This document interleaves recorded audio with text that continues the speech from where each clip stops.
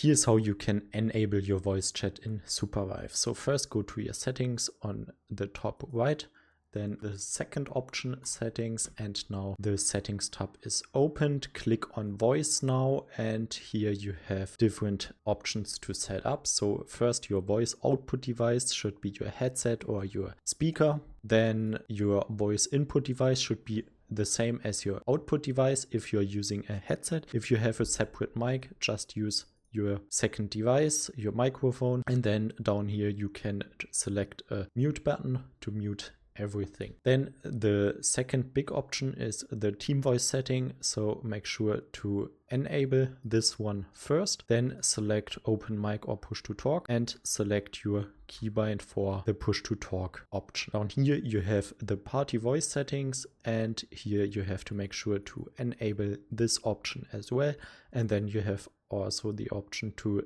select push to talk or open mic. Select your key, and now you should be good to go.